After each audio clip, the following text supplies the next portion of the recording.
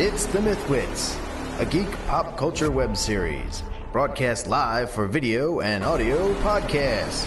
Watch us live at MythWits.com and find us on YouTube and iTunes, bringing you news and reviews about geek pop culture.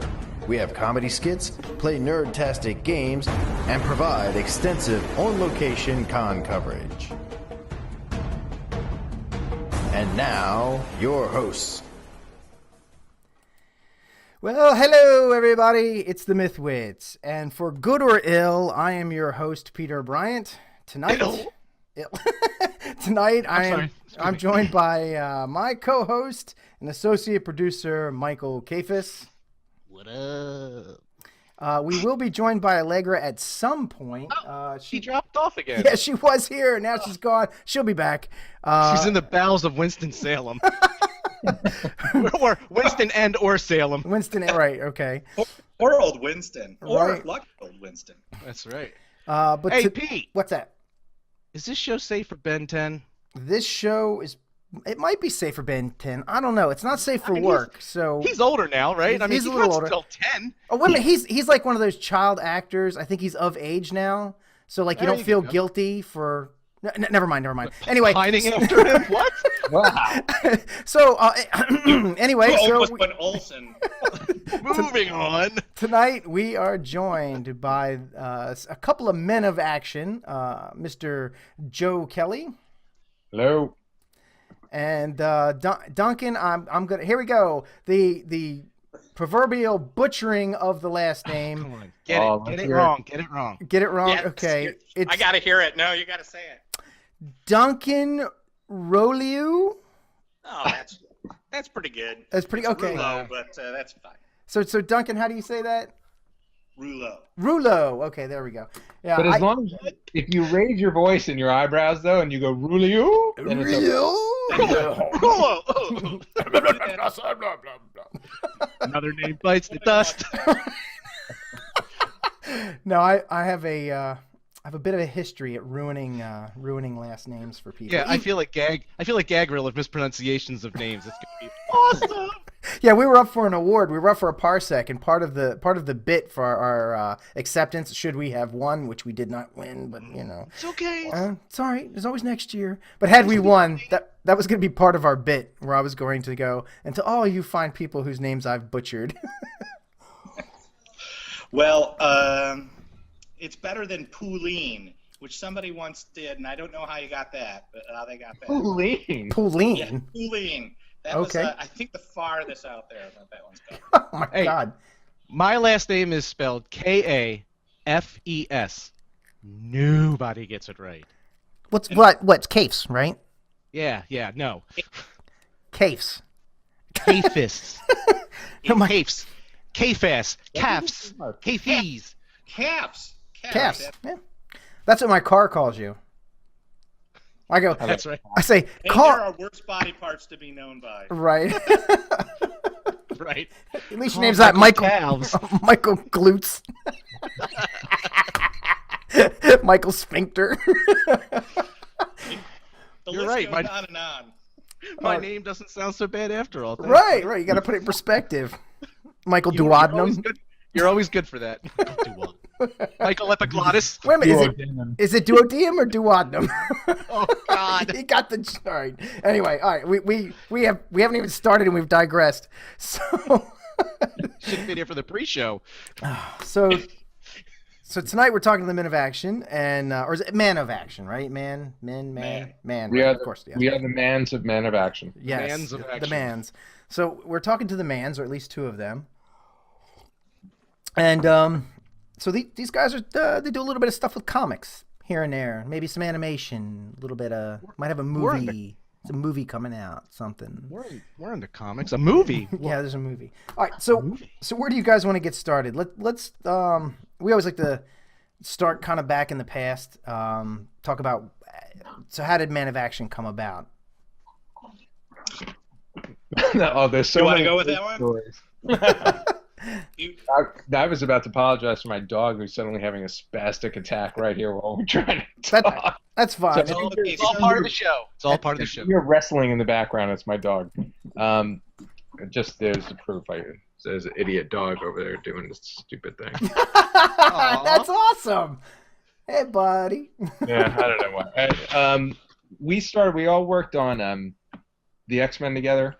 Okay. In various capacities. Duncan and I actually met first on Juggernaut, although the rest of the guys in LA, Joe Casey and Steven Seagal, you guys all kind of knew each other through various sources. I like that I'm looking down here at the little Duncan head as if I'm talking to you. So I'm just going to nod in disapproval if you get the story wrong. So we all met doing, first on the X books. We all liked working together. Ended up migrating over to DC, where we all worked on the Superman books. Okay, hold time out for 1 sec. Can you give us, like, when you were working on the X-Men stuff, give us, like, episodes where you had started and, maybe where people can check out your work from that time to what time? Well, it was very brief. Because we were some of the only people. Steve and I were the only writers, I think, to ever quit the X-Men. Oh, wow. Yeah, I think that's one of our little claim to fames and awesome career moves. So for you, they were the X-Men, right? No, it was the right thing to do at the time. At the time, there was a lot of editorial sort of heavy-handedness that we were not totally down with, and it just made more sense for us to move on our way. But so it was what did we do? We started with we got to an all different X-Men, Search for Xavier. I don't remember what we first started with. You're asking us to reach back. I know. Well, it was 97. Okay. 97, 98 in that time frame. Yeah, I had the regular X-Men books, so I had like the weirdo characters. So I had Doc and Maggot and Marrow. Yeah, that was Adjectiveless X-Men. So just so you know, Joe, while I'm an X-Men fan, and Mike has heard of these X-Men, I like the movies. I think Allegra is probably the biggest X-Men fan on our show. Allegra is the biggest X-Man of all of us. I mean, she out-geeks us at every damn turn. Yeah. Yep. So you probably know what issues we actually worked on better than I do. We will count to you then for quality control on this story. Right. Right. So you guys quit the X-Men, and then did you kind of stay working together on a lot of things, or like? Yeah. So you moved to DC and did what? Yeah, we went right to the Superman books, basically. Okay. We all liked working together, and like I said, the guys, I mean, Duncan can fill in the LA side of things, but they all knew each other in the comics community from over there, and I was just the weirdo out in New York, and we wound up at DC, and Duncan and I love working together, so he drew a lot of episodes of Superman that I wrote, and Duncan's a writer in his own right, but at the time was just drawing. Mm-hmm. And then, so Joe Casey and Steve eventually also came to do Superman. Steve also did It's a Bird for Vertigo, which is a really cool book about not wanting to write Superman. Okay. It's very cool. Check that. Wait a minute. It's a Bird. Yeah, It's a Bird. It's a great book. Eisner nominated. Teddy Christensen painted it. All right, I'm going to put that in the link. Oh yeah. I didn't see that anywhere, and that sounds cool. Yeah, it's a great book. It's actually the only Vertigo book for Superman, and it was about how much he didn't like Superman. Yeah. Awesome. Well, I've gone on record on this show several times as saying that I really don't like the Superman character that much. I like some of the treatments done with him. I kind of like the Smallville treatment with him. Yeah, you were a fan of Smallville. And I liked like the older Superman. I always felt that he wasn't as interesting a superhero because he's just so unbelievably powerful, and you need kryptonite or magic to take him out. And I just kind of felt I would have liked it better if he wasn't like able to move the earth and stuff like that. I don't know. I was. Oh, kind of like me in the TARDIS. Yeah. Yes. Kind of like you in that episode of the TARDIS. Yeah, okay. I feel like I came back in at an opportune moment because I actually have this argument with Matt like all the time. Okay. I'm very pro Superman, and he's sort of like very like meh towards Superman. And we're Superman bashing, so. Okay, well. No, I'm not bashing. I'm not bashing. You're a hater. You're a hater. No, I'm not. The thing that I think is Super interesting. haters. The thing I think is interesting about Superman is that he is so powerful, and a lot of the other characters that you encounter, like the super characters, they're still kind of compelled to follow the general like social mores and rules that like we humans have laid out, and because they're mortal, they're vulnerable, they're weak, and they can be compelled to do these things. And Superman can't. He's the only person who can't, but he does it anyway. Yeah. And I think it's fascinating. That is. You think it's good? Hold on. You think it's good because he's like, I'm because he doesn't say I'm Superman, bitch. I think that's the core of the character. It's the emphasis on the man part that makes him super. Is that he could do anything he wants to, and he chooses not to. That's the most engaging thing about that kind of character. He's really hard, though. Joe, you can speak to it a little better because you were actually writing these things. But he's a really difficult character for a lot of the stuff that you guys have just been talking about. He's way too powerful. He's been, for lack of a better term, we like our anti-heroes right now. Yeah, I'm a big fan. We like these darker, troubled characters. They seem to. Ooh, I'm Wolverine. I have claws. I drink beer. I'm really angry. That's why now we have chiropractic Superman now. Well, that's where I was going to go with that. I mean, that's why I think I like the Smallville treatment of Superman the best, because it dealt more with the makings of this person that would eventually become the superhero. And I think they did an excellent job at building that character up. Why is he that way? Why is he such a Boy Scout and such a good guy? And why does he make the decisions he does, even though he is powerful? I think they did a really good job of building that in the Smallville series. And they concentrated less on his powers. I mean, if you notice in the show, he uses them, but not nearly as much as he could. Yeah, well, one of the things that we were lucky about while we were working on the books was that Superman at that point was essentially a weekly title. So There were 4 different titles. So you had, the roster varied, but it was myself, Jeff Loeb, Joe Casey and Steve. Well, yeah, Casey and Steve, but before they came on, DeMatteis was on for a little while, and Mark Schultz was on for a while. So like every book had its own flavor, and like Loeb is really good at obviously a lot of Smallville owes itself to Superman for all seasons, but and the guys have said that openly. But so Jeff is good at the really, really big stuff, the super cosmic stuff, and then the really tiny stuff. Okay. And Schultz would be really good at the science fiction stuff, which I think Joe got very into, like the widescreen action of it all too, and was really good about like high concept stuff. And I tended to focus more on the man of the Superman part. I loved the Lois and Clark dynamic. That for me was really special. Right. Eddie Berganza, who was our editor, he always used to bust my chops. He'd be like, so things a little rough in the Kelly house this month, and oh God, Lois and Clark were kind of being, a little snarky to each other. Right. So yeah, I was very transparent that way. But I was newly married. It was like sort of perfect. So I played them as a newly married couple, even though obviously they were not. Well, it helped. It's what gave me an anchor then to build on. So then when we would do this really big stuff, I had a character I cared about, I got a question for like Joe, for you, and for just even in general. Is it hard writing for a big property like Superman, and kind of dealing with a lot of the producers and the editors and the the writers who are trying to counteract what you feel the character should be? What is there a give and take, or is there, like you were saying in the X-Men, it was very heavy-handed? Is there, like writing for DC, for instance, was there more of a creative process, or? It depends. It depends on the time.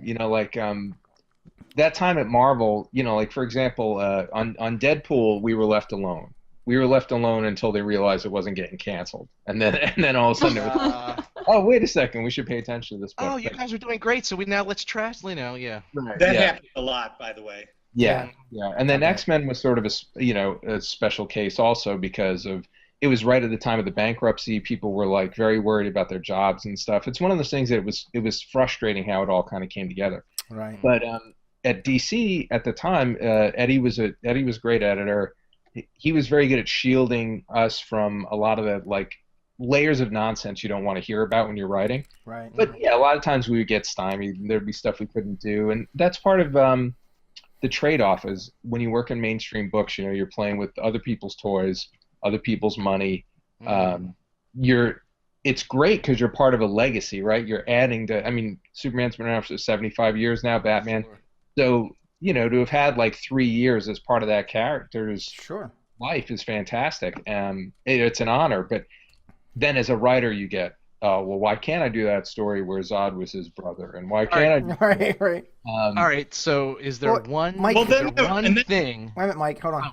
Go ahead. Oh, I was going to say, and then on top of that, from a visual point of view, we ran into this when we did that Shazam Superman story, where Clark says Shazam and is both Superman and Shazam at the same time.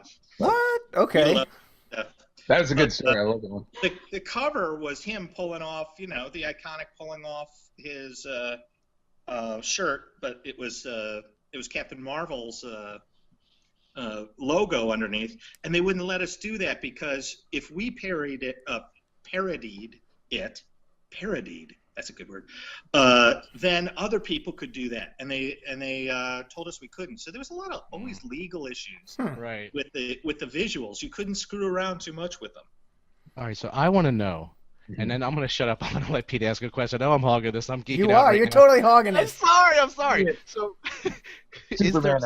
is there something that some direction you really wanted to take Superman, some plot, some arc that you wanted to do so bad, like whether you wanted him to have some sort of a gay affair, or whether you wanted to take him, more about doing drugs, or whether you wanted it just to be something less, Yeah, less crazy. crazy or normal, more comic booky. Yeah. No, is there any arcs that you really wanted but couldn't? Now's your chance to let it happen. Yeah, I'm trying to think. We were very lucky. Eddie let us do a lot. Yeah, we did a lot because we understood the parameter. I mean, I literally got hired when Eddie brought me in the first time. I just basically come off Deadpool, and I had a reputation for sneaking stuff in. And he said, if Superman gets a haircut, it's on the cover of Time magazine. Right. So don't do any of that Deadpool crap. Okay. But then we did introduce this sort of like sexy magician character in the first run called Encantadora, and I did want to at least tease the idea out of would Superman ever be tempted to have an affair. We never really pushed it that far because to be totally honest, it didn't feel right. Like we got to a point where it's like, nah, he's never. And that's why we did the thing with Wonder Woman. It's like my second issue. He's with Wonder Woman for 1,000 years and does not cheat on Lois. Like they're trapped in Asgard. Thor was in it. I was already messing up with the Marvel character. Oh wow!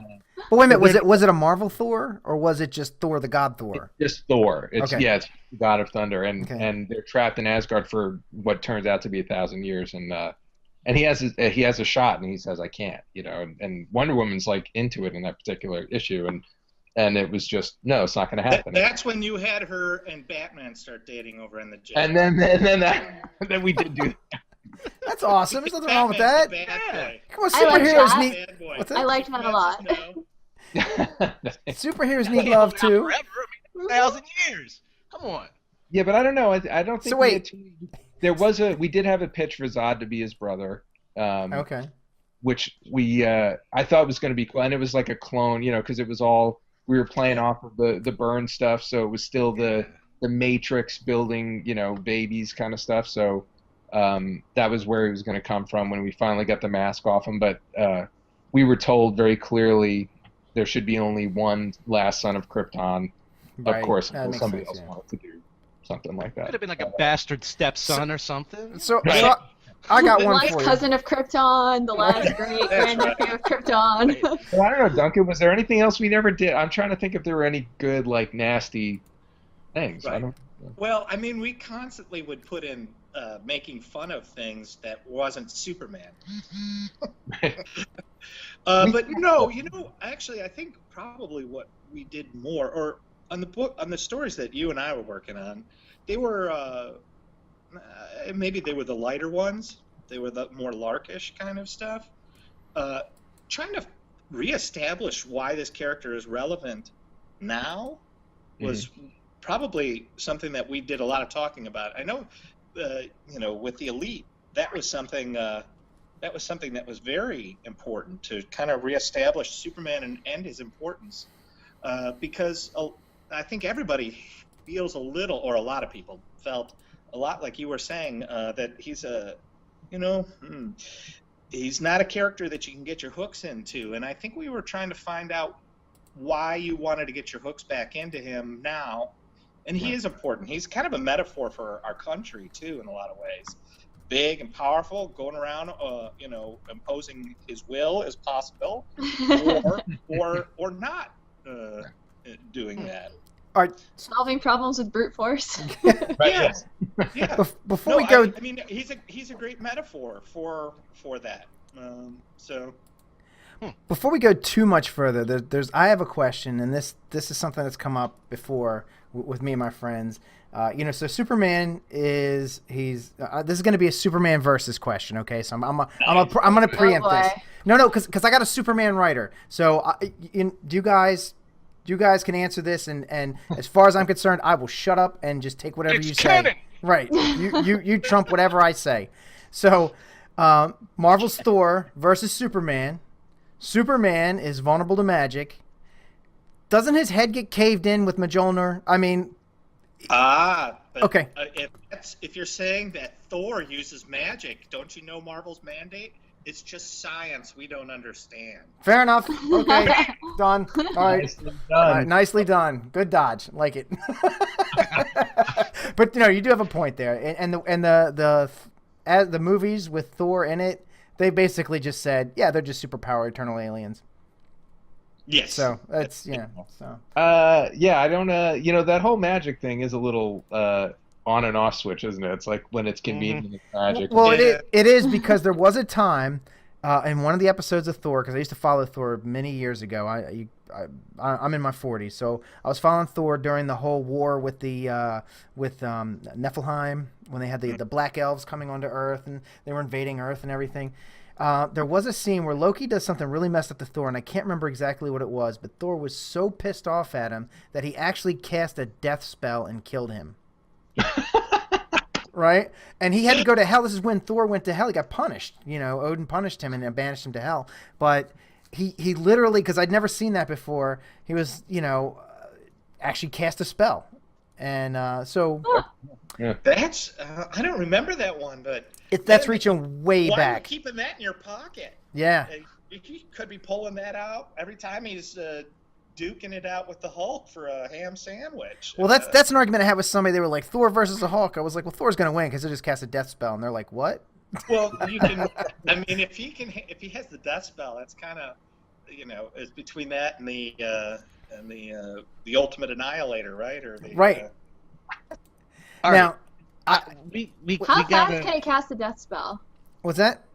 How fast can he cast the death spell? Not fast enough before Hulk beats the piss out of him. I'll tell you that. It took him a second. Make the saving throw. Yeah. That's right. We gotta save time for Ben 10. Yeah. Let's. You know what? Let's. Just saying. Let's. So is there any other comic stuff you want to talk about before we get into Ben 10? Because I know that's going to be a whole conversation right there. Is there any? Let's fast forward. So after Sure. we finish doing a whole bunch of mainstream stuff, which we certainly love, we do independent work. So we're doing a lot of independent comics through Image. So currently, I have a book called Bad Dog. I have a book called Four Eyes that's late but is coming out. And a book I did over there called I Kill Giants a little while back. Okay. And Duncan is doing books over there as well. What you doing, Duncan? I have a book called The Great Unknown, that I've been writing and drawing. I have 2 more issues to do. It's been running a little late. But I'm also working with Sean McManus on a new project. Sean McManus, who presently was drawing on Fables over at DC. Yeah, he's great. Yeah, he's really good. And we've been working on a little pet project for a while. We're pretty far along with it, but I'm not quite ready to announce the title and what it's about yet. Oh.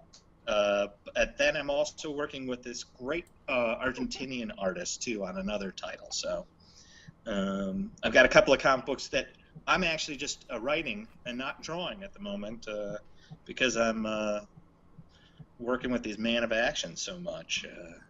They've been keeping you busy. Drawing takes an awful lot of time up. Right. We broke him. I gave him enough scripts that it finally just broke his spirit. I started seeing how these writers live. Yes, you can see my glorious lifestyle. Just kicking back, drinking rum, Driving a BMW. It's a hard knock life. Yeah. Like that's easy. I can do that. So yeah, so we all do comics, and Joe Casey is super prolific. He's put out 1 million comics, I think, this year, and Steve just put out Imperial. That's a current title for him at Image. Which is issue 2 is coming out. So. Yeah, and that book's a lot of fun. What is that exactly? Imperial? Yeah, that sounds interesting. It's about a guy who basically he's about to get married, and the equivalent of a Superman type character shows up and says, "I'm supposed to bestow my legacy upon you." So he's sort of stuck now between, well, do I become the new Superman or do I get married? How does It's that like work? the Super Claus. Yes. Oddly enough, that's how I met my wife. I just basically told her I was going to bestow my legacy. Oh, wow. Wow. Well, that's one heck of a pickup line. That's how I got stuck with my wife. Oh, wait, I'm sorry, what? Yeah, that's how she got stuck with my legacy. Oh, all right. So do you guys do a little thing called Ben 10? Ben 10. Yeah. So tell us all about Ben 10. Well, we had a booth at San Diego. Which is the real reason why Man of Action was formed, because we pooled our money together to get 4 seats at a booth. Okay. Gave ourselves a Man of Action. Yeah, because have you been to San Diego? No. Not yet. Not Okay, yet. well, no. Now, imagine, have you any of you been to Times Square for New Year's? I've seen it on the TV. I've seen it, yeah. Wait a minute. Hold on. Mike and I have been deep in the bowels of Dragon Con at full on just after parade. Can you lift your feet up from the ground and still not fall, be carried around by the crowd? If you're in the tunnel between buildings. Okay. Right, Allegra? That's pretty much I don't know. There's some parts of the Marriott where you actually can't pick your feet up because it's so sticky. Oh. Yeah, and you definitely do not want to fall on the ground. Or turn on a black light. Right. Yeah, this sounds exactly like San Diego. Perfectly. It's like that, but everybody is dressed as stormtroopers or some kind of Elvis meets Princess Leia thing. So it's like another nerdy gras. Yeah, but it's obviously it's huge. It's mega huge. It's like whatever 130, 140,000 people over the weekend. And so we did want a place to sit. Honestly, that's part of it. But while we were there, a friend of ours who used to write at Wizard Magazine named Matt Senreich. Robot Chicken, Matt Senreich. Oh, cool. Yeah. Okay. So he was just starting that relationship over Warner Brothers, and he met an executive over there who was looking for new people. So he said, "Here's some comic book guys," and we said, "Well, there are 4 of us, and we'll give you 20 ideas in 20 minutes," which sounded really slick. We had to go make up 20 ideas because we did not have them sitting in our pocket. Right. You thought you weren't going to get that far? No, we're just like, hey, this sounds cool. Then we had to make them up, and we did, and one of those actually came out of Duncan's brain specifically, was the seed for Ben 10. And we Okay. pitched it, and they said that's the one. So what you pitched is exactly what ended up happening, or did something happen? They were, What was the evolution, please, Duncan? Come on. well, it was 2 years in development was the evolution. The exec over at Cartoon Network, his name is Sam Register. Oh yeah, Sam. Yeah. But now Sam's president over at Warner Brothers. But he was just the head of creative over at Cartoon Network at the time. And if you've met him, he's a real matter-of-fact kind of guy. He knows what he likes. And he gave us some pretty clear parameters of things that he was looking for. And he had expressed a frustration. Oddly enough, now that he's the president of Warner Brothers, it all seems to be making animation. It all seems to be making sense. But he had expressed frustration with working with Warner Brothers, and specifically DC, adapting the DC stuff for animation. And he really wanted his own superhero. And he had kind of pitched, gave us parameters, and it was, the standard kind of Fantastic Four model of something.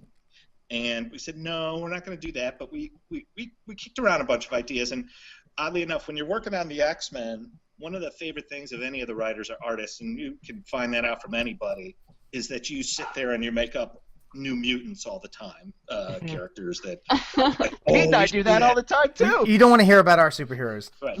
Well, so it's basically the same thing, but we get to act on them every once in a while. Right. Do they involve I think rum? they want to hear Pete.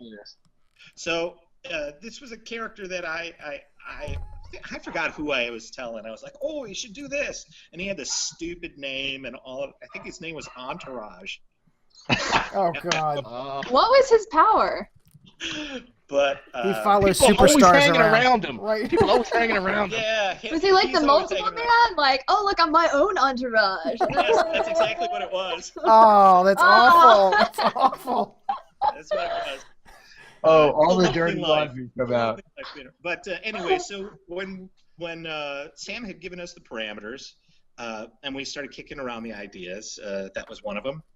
And from there, it evolved into the Ben. But like I said, it was about a 2-year process of us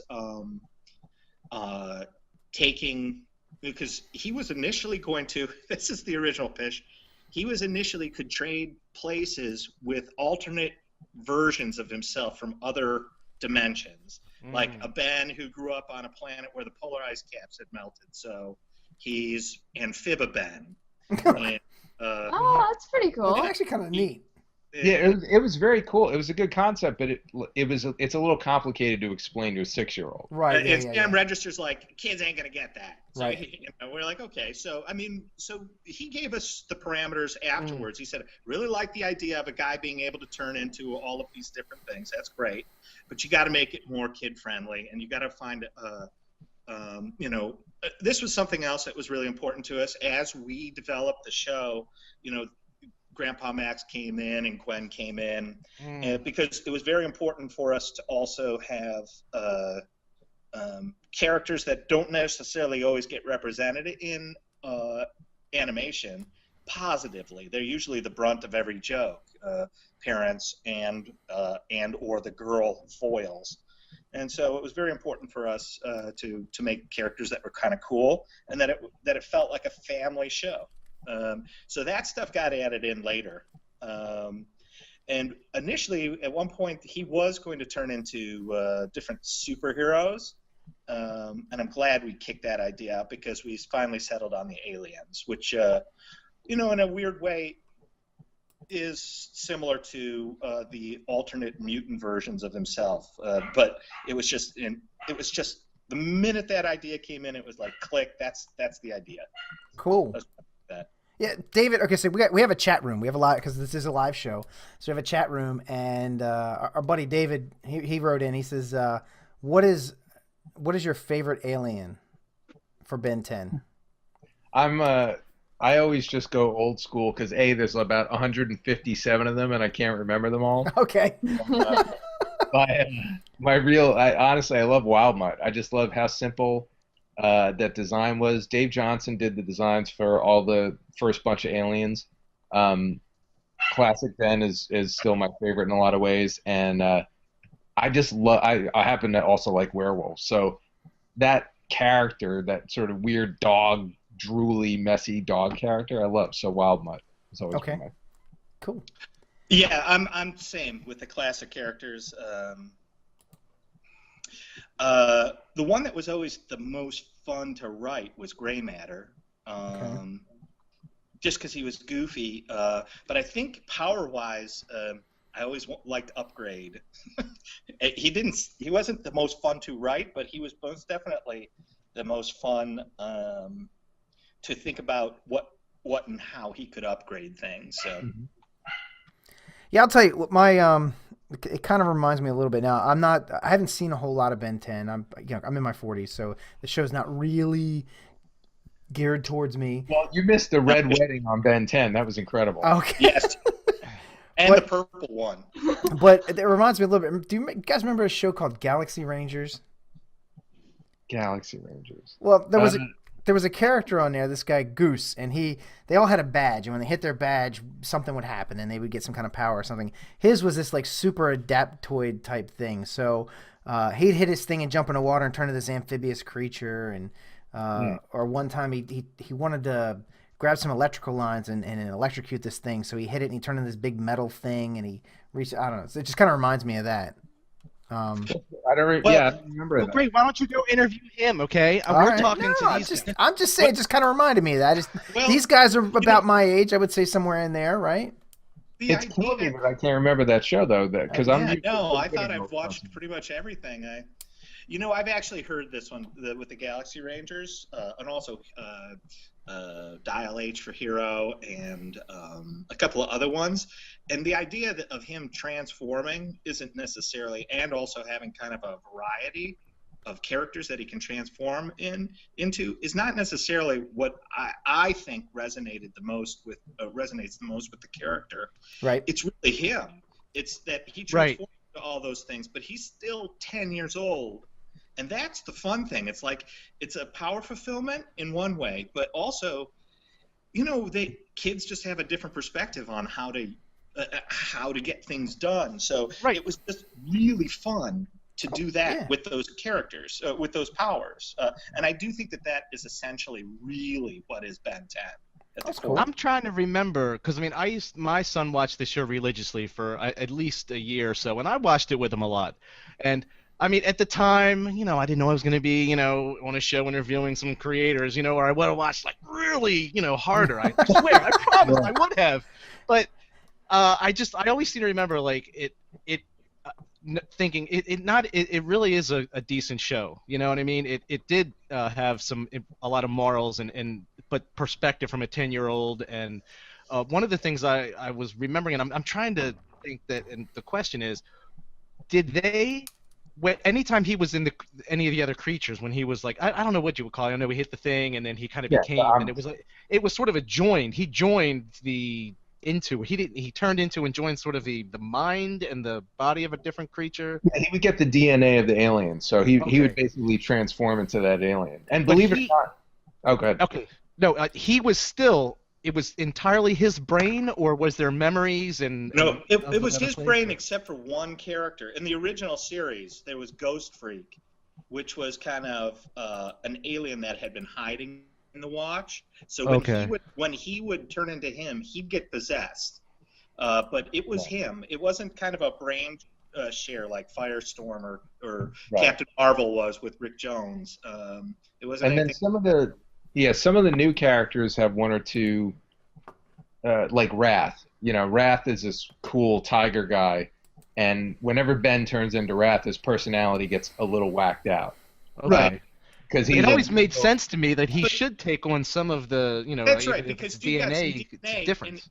That's right. If your body's full of adrenaline or some other kind of chemicals or whatever, the way you express yourself is going to go through that filter. So, And that's something that also evolved over the course of time with the show, and a lot of great people worked on the show over the course of the years. So, Glenn Murakami, Dwayne McDuffie, Charlotte Fullerton, some really really talented people. So and we have been lucky. So. Yeah.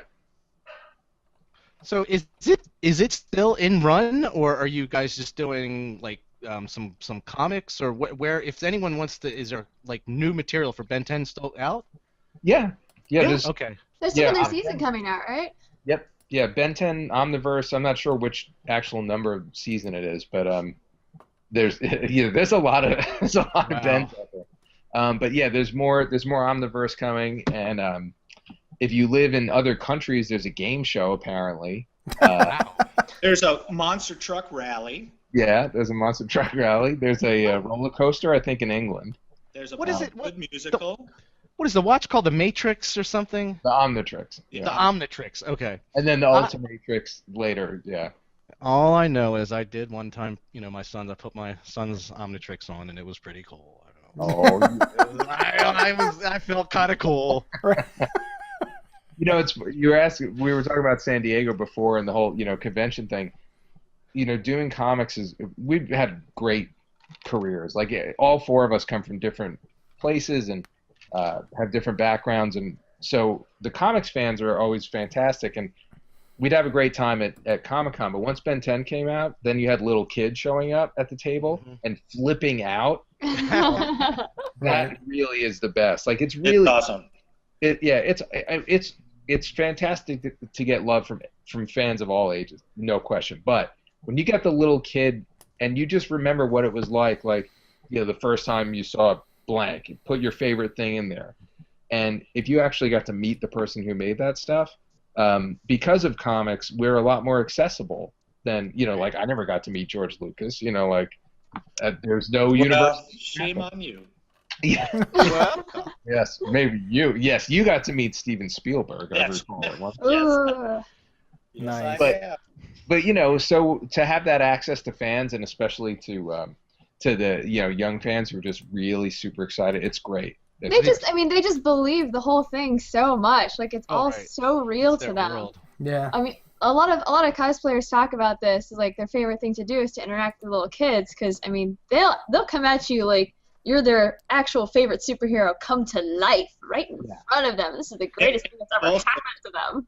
And also incredibly honest too. Oh yeah. They'll tell you what they hate. Yeah. Oh. It's really Have you gotten any like really brutal feedback from any kids? Oh yeah. Oh yeah. Oh yeah. Go on. Absolutely. Why can't Alien X do anything? Yeah. Hold on. Do you ever get stupid alien? Do you ever get any of the kids that come up and they're like, you did Ben 10? You know what I mean? Like the juxtaposition of Ben 10, and then they look at some old guys. Do you ever get that kind of a thing? Aww. No, it's a real world question. Come on. No, they don't. That part, if they're really young, they barely kind of get that somebody makes the cartoons. Right. Yeah. It just doesn't exist. Okay. They're just magic. What's actually really fun is when you see them interact with voice actors. That actually blows their mind. Oh yeah. Oh, because the person starts doing the voice, and they like, what? Yeah. Oh, it's yeah. fantastic. It's really cool. I got one for you. You have a good story of meeting your son Jack meeting John DiMaggio. Well, yeah, we were at I mean, you guys know who John is, right? Oh So yeah. So he's amazing, and he's super talented and super friendly. And we were at the Generator Rex. That was another show we did, Generator Rex premiere party, and he was Bobo Haha. He was the crazy monkey on the show. Yeah. And my son was there, and all he wanted to do was meet him because Adventure Time had just come on, and he wanted to meet the voice of Jake. And now we're at a party, like a grown-up party, so grown-ups were having their drinks. So I hear John in another room like partying it up, and I hadn't met John yet because I live in New York, so I'm like, boy, this could go south really fast. Like, I don't know him very well. He's living up to the Bender status, I mean, he doesn't impress me as a drinker. So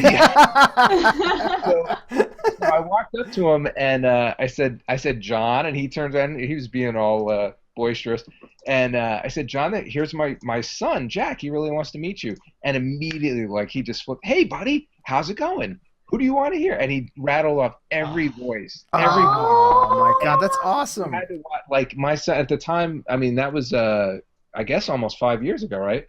Yeah. He was just awestruck, and to hear, because I mean, he does everybody. I mean, he did. He did Oh, you name it. He's on every show that's ever existed, and Yeah. one of the fun characters too. Yeah, exactly. And so he just did like 5 voices in a row, and he's like, and my son is like, oh my God, nice to meet you, pal, and then just turned around and went right back to the party. And I would just like to point out right now that our one other cast member who wasn't able to make it tonight, Brian, he's in voice acting, and I just want to say, Brian, I hope your mom's feeling better. Right. Yeah. Yeah. So right. Anyway, So, oh man, never mind. all I had a right, thought. I had a thought. and it Can went I? right there? Can we? I want to do a time check. I want to see how you guys are doing on time. I know you guys different time zones. There's a game that we play, and I would love for you guys to play. Wait. It would take 15, maybe 20 minutes. But aside, I just want to make sure that we're okay on time. That's all. Sure, I'm okay. Because Yeah, I'm good. we got one Okay. more thing that we need to talk about. Yeah, sure. A little thing, a little big thing, a little big hero thing. Little finger. Oh, what? Big Hero 6. Because Big there's Hero there 6. might be a movie or something in the works somewhere or something. Yeah. It's that's what we heard too. Well, where'd you hear it from? All right, because I heard What was the last to know? the internet's Gotta told get in touch me. with the guy. We need the guy who are, Well, So, Duncan, tell the story. There he There he is. is. Awesome. Oh. The Steve and I were working on Alpha Flight, which was one of the X books that we were working on together. At the time that we were talking about earlier in the late 70s. Right. I remember the 70s. It felt like it. Steve, I had come on issue 10. Scott Clark was the artist on that before. And I had come on, and I was Steve had Sunfire being held at Department H. And for those who don't know, Sunfire was a Japanese mutant superhero. Yep. But I had asked him, what were your plans with him? What were you thinking of doing with him? And he said, I'm just kind of screwing with him. He's fun to kind of screw around with. And I said, hey, why don't we, as a joke, do the same thing that how Alpha Flight appeared, which was in the X books, coming after Wolverine. Let's have a Japanese superhero team come in and break him out, and the Alpha Flight characters go, who are these guys? And it kind of made sense. At that time, anime and manga was still stateside. It was still kind of underground, or wasn't as big as it is now, put it that way. And the idea of Marvel or American comics and Japanese comics, these two great comics cultures, that there wasn't more Japanese kind of superheroes in Marvel comics, just seemed like a no-brainer.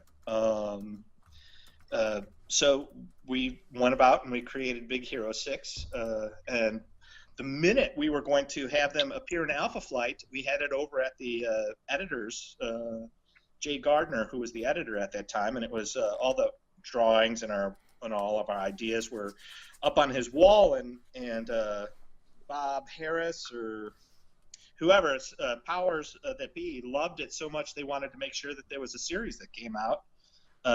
And Scott Lobdell had asked if he could do it because we didn't have time at the time. And we were like, well, it's going to interfere with their introduction in the Alpha Flight books.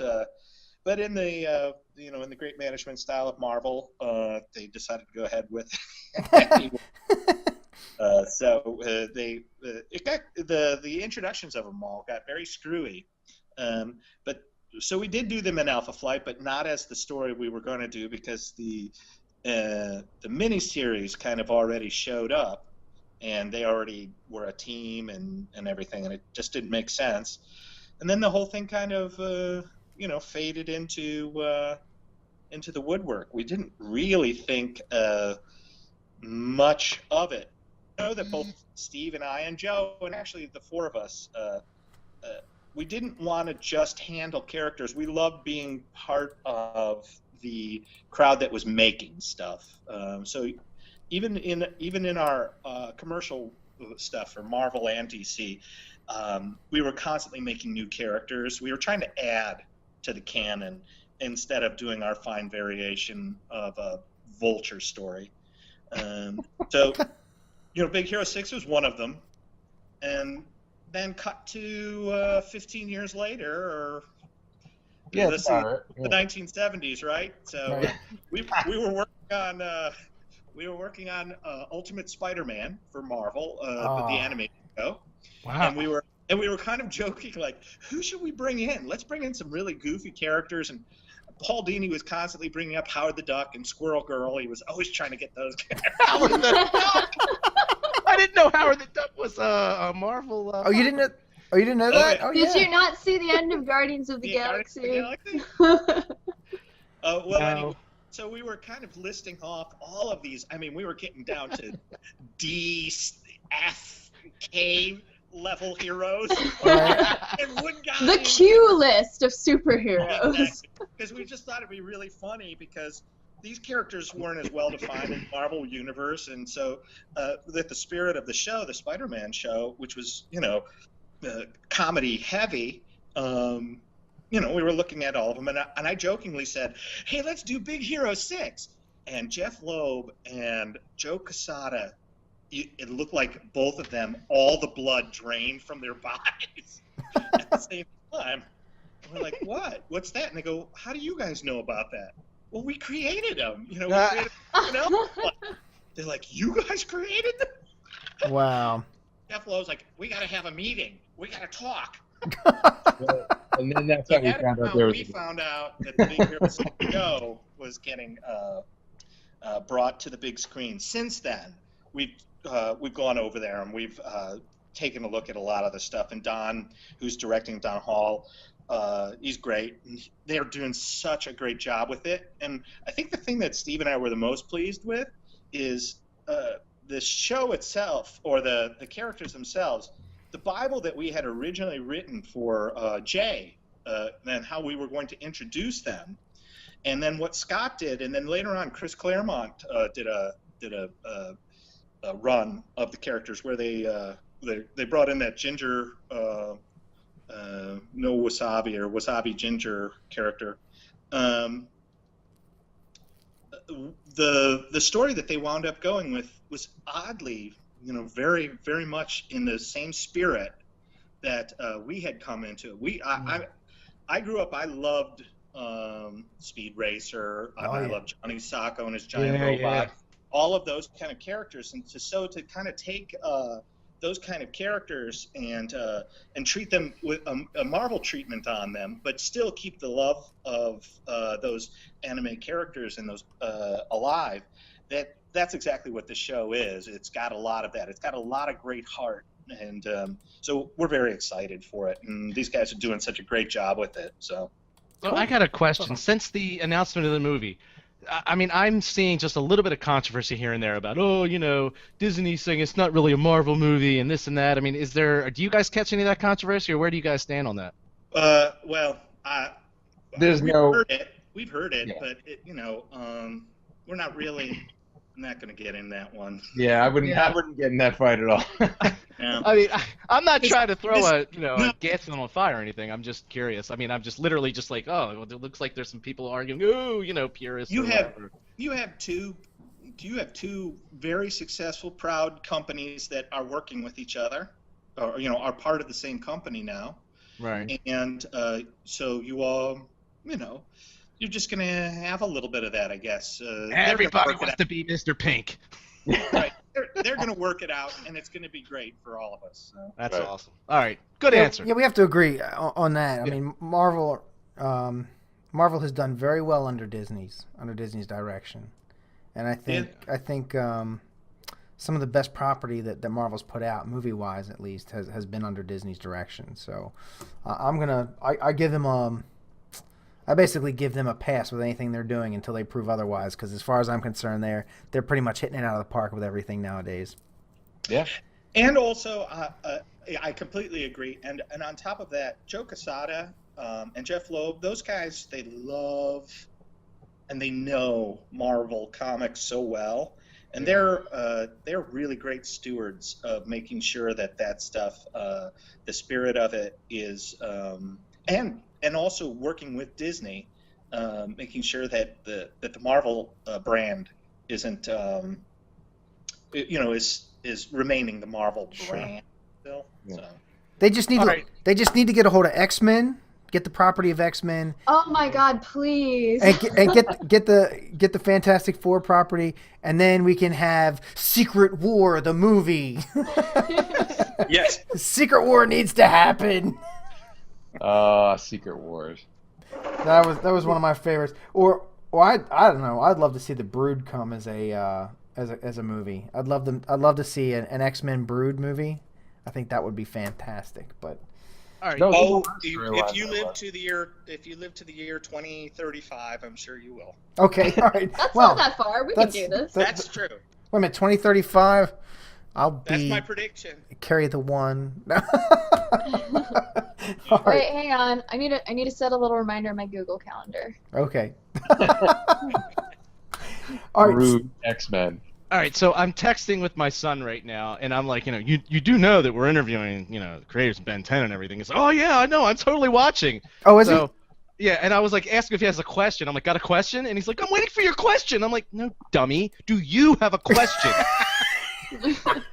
Anyway, sometimes he's on Team Short Bus, but my son, I love him. I love you, buddy. But I'm gonna hook him up. I'm totally gonna hook him up, and I'm gonna ask you guys if just maybe you could say hey, what's up, Ian? Just, that'll be awesome. Ian, what's going on? Don't Hey, listen Ian, to how you doing, man? You dummy. Do you remember his last name? It would be Kathy. Close enough. Awesome. There you That's go. awesome. You got a shout out from the creators of Ben 10. All right. So, Yeah. Mike, Yes. how's our time check? It is 10:27 on the Eastern Coast, 10:9876. What are you, like 6 o'clock over there, Duncan? Yeah, you're really good at math. Good thing you're in the interviewing business. It's 7:30. Right. 10:30, 7:30, yeah, something like It's that. the rum. It's the rum. So, It's the rum, Kafka. So why don't we you guys give us give our listeners or watchers or however people are consuming this, when they are consuming it, how do they find you guys, and what do you want Stalk them? you. What do they, yeah, what do If you, people want to stalk you, yeah, right, good, exactly. This address is at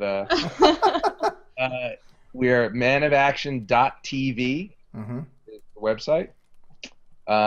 We can also be followed on Twitter and Instagram. It's at Man of Action ENT, like Okay.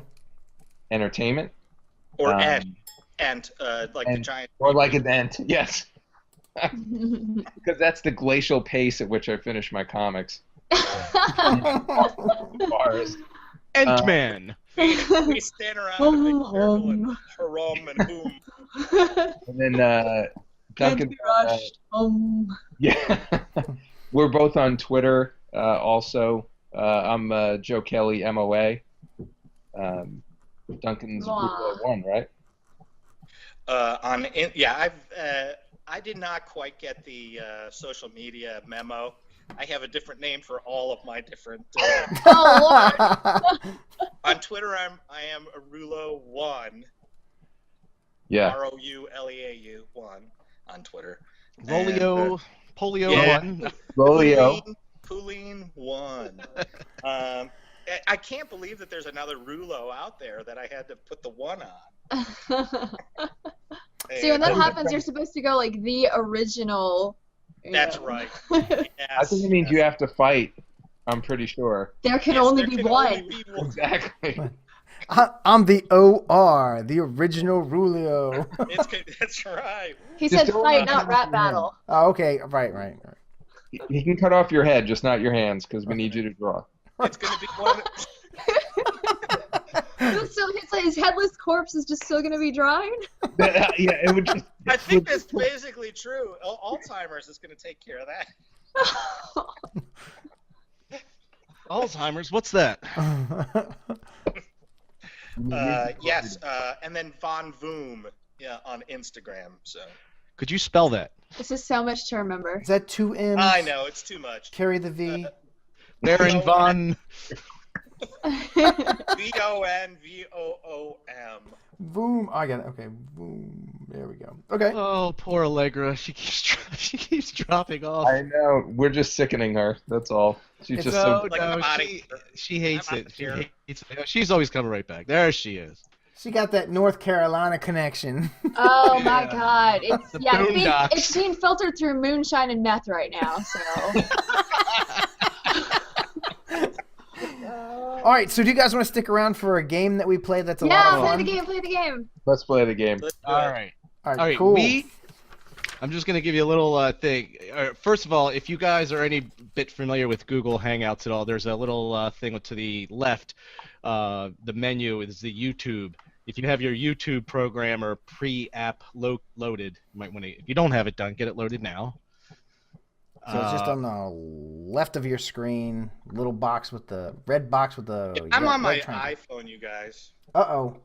Oh, Well, that's okay. You may or I don't know how this is going to work because. That's why I'm moving around. I was Oh, giving you yeah. the steady I've got my cam. little YouTube open. Well, we'll see how it works. I could log off and then go back on my computer. We could do that. It may because you're going to have to be able to see a video, but you're also going to have to be online with us at the same time. I could just make it up too. So you could. I don't actually. What's going to happen if he hears? Because all he technically needs to do is hear. Yeah, let's find out. Let's All right. just try it out. Hey, we're gonna test. Okay. All right, let's do it. Yeah, let's So do it. Beta. what Technology go. we're doing is we are playing Bet the Geek, and it's very similar to something that other talk shows and places have done. But basically, we've interviewed some geeks at cons, and we're going to give you some time to get a baseline to see them answer 3 questions, and you'll have a bank of 6 points to bet whether they or not they are going to get the question asked of them, 5 questions, whether or not they're going to get it right. You may bet up to 3 points per round up until you've blown your 6 points. And we'll see about giving pity Don't points. spend But them all in anyway. one place. And it's That's right. Saying your name is complicated. This game is complicated. no. This is a lot easier than it sounds. Yeah, believe me. I edit this. I edit this game like with Premiere, so I'm all like, All right. Wow, this is like magic. I've never seen this happen. No. Oh, damn it. I put the wrong video. Hold on. I pasted the wrong thing. I pasted our feed in. Welcome to the live show, where everything is live. All Because live. editing loop. There we go. I want to go after Pete this time. He always makes good bets. Okay. Yeah, make him go first, and then we can all just sort of. That's right. And my face is Saying your still on name the is screen. complicated. This game is complicated. Mike, This game is complicated. Mike, no, this is a lot easier than it's. I Mike. don't see anything yet. Mike, you're killing me. Like,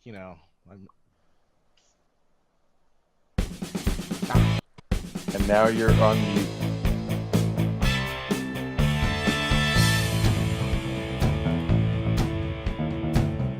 So yes, it's a successful wager up to 3 points per round to determine whether or not the geek will answer the Cubic Death trivia question correctly.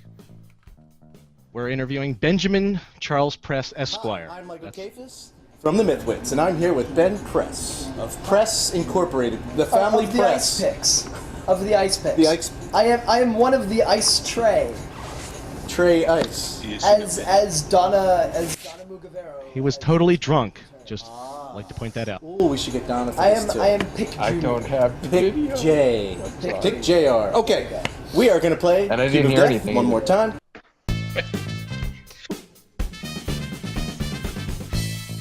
Should I close it and restart it, you think? What happened?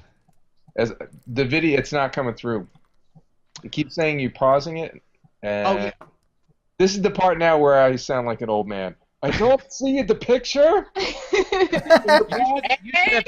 You should be able to just watch it. What do you see on your screen right now, sir, Just old man? blackness. Just the depths of my soul. Staring into the void. It says, Mike paused your death, black soul. Okay, well, it's paused now, but you should. Let me see if I hit that. No, it says you're starting the video, but it's not coming up. Yeah, I Oh, noticed it's not muting their two feeds. Because it's muting all of ours and we can see it, but it's not muting theirs. Yeah, I'll try closing and opening again, maybe. Yeah, try that real quick. Didn't we play against this guy already? Yes, but this is the second half. he answered numerous questions. This is Ben Press the second.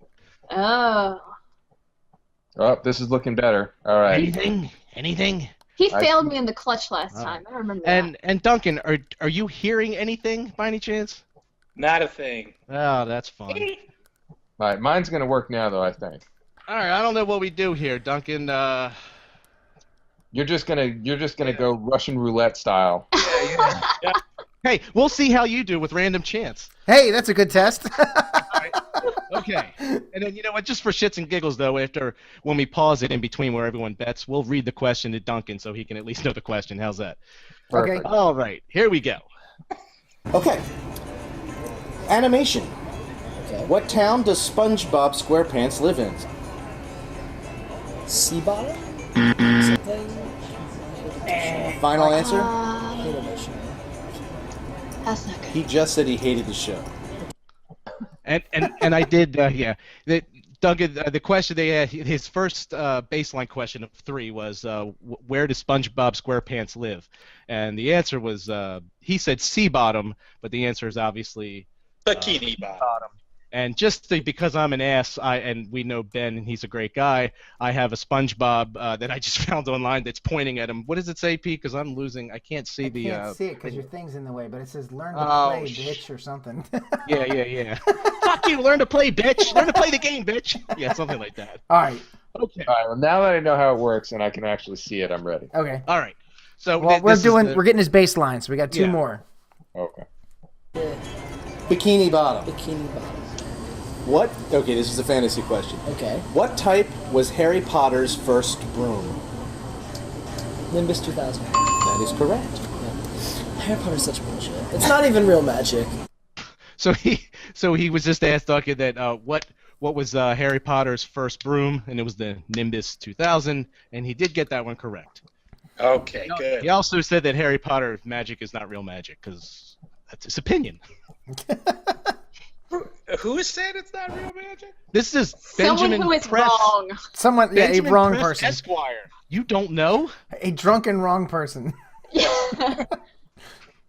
Games and toys.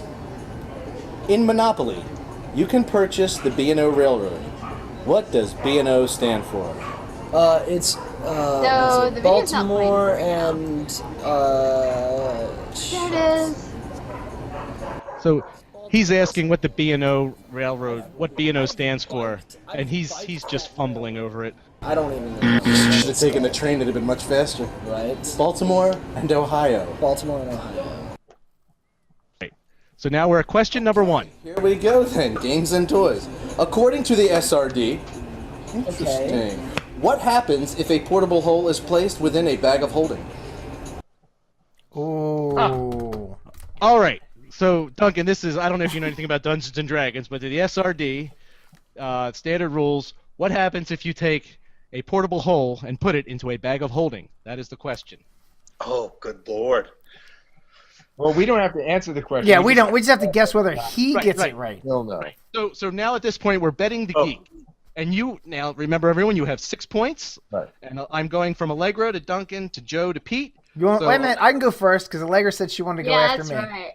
Well, I already have it written down the way I have it. So Allegra to Shoot. Duncan to Joe to Pete. Oh my god. I am the game master. Do not mess with my system. Allegra, you have 6 points. System's rigged. Of those 6 points, how many would you like to bet on this question? Does he get it right or wrong? Okay, I want to do 2 that he gets it wrong. 2 that he gets it wrong. Yeah, I love that. Okay. Yes, I'm doing the same. 2 that he gets it wrong. Mr. Joe. I was gonna say the exact same thing. Okay, now you're just copying me. Yeah, I know. You guys don't have any? No, I don't have enough faith to go for the whole hog. Well. Oh, Duncan couldn't resist. Oh, it was worth it, buddy. I promise you, it was worth it. What happens if you put a bag of Rouleau inside of the actual Rouleau? All right, so hold on. I gotta wait for Duncan's other feed to go out. Of a Kelly of holding. Oh, you should have kept both of them. Then you could bet twice. That's right. Like 1 for, 1 against. All right, so Mike, I gotta give my answer. I was going to say 2 and no, but I'm gonna change that just to be different. I'm gonna say 1 that he gets it right. 1 that he gets it right. Okay. Because I don't have much faith in it. I just want to be different. I was gonna make this, and you'll know exactly when. I was gonna make this and there will be another one like this where I stop it and it says, "Do you want to reconsider?" I was gonna make this a reconsider question, but you'll just see where you'll know. Oh shit. Oh, Duncan, are you dialed in with the YouTube app and all that? You see it? Yeah, hold on. Over on the side here. Yes. What channel? It's technology. Do I need the rabbit ears for this? You know, maybe we should start saying, maybe we should say, have your kids help you set up your computer before you can. That's fine. Duncan's very techno-savvy. Thank you, Joe. Thank you for sticking up for me. Yeah, I mean, he had the 2-screen thing going on. That was pretty awesome. We were going to He do invented that. the Omni Matrix. All right, I got the. I think I got something here. Do you see something paused where there's a Yes. the red should be somewhere? All right, now we're good to go. You. Okay, this is relevant to our current campaign because one of us got a portable hole and the other one got a bag of holding. I got the portable hole. It depends which one is in which. I believe you said portable hole in the bag of holding. So at this point is where I would say, do you want to reconsider? I'm not going to do that just because, but you'll find out why. What happens if a portable Explosion. hole? 10 meter explosion, at least in Pathfinder. In D&D it's bigger. But all of the equipment's lost. There's an explosion. If you do the other way around, everything gets sucked into the void. No. Oh, It opens shit. a gate to the astral plane. Right. That's Or that. Yeah. Yes. That's right. I forgot. Yeah, it's the other way around. Right. Oh, shit. Right. No, yeah. All right. So, Why did Allegra. you wait so long to get to the game? You should have done this way early. This is just. I know. It's good stuff. So, By the way, I Allegra. knew that one. Oh, did you? Okay. Allegra, Duncan, and Joe with 8 points. Pete with 5. Bastard. All right, question number 2. Oh, and you'll notice I did really cool editing where I actually found, because I'm learning Premiere as we go here, so I've learned how to watch when they ask the question. I freeze his face before I go to the Bet the Geek. Okay. I'm impressed. All right. Yeah. Keep patting. Comics. I'm such a bad nerd. What inner demon does Tony Stark battle with? Good stuff, huh? Alcoholism. I'm going. Oh wait, who goes first? Allegra. Allegra. I'm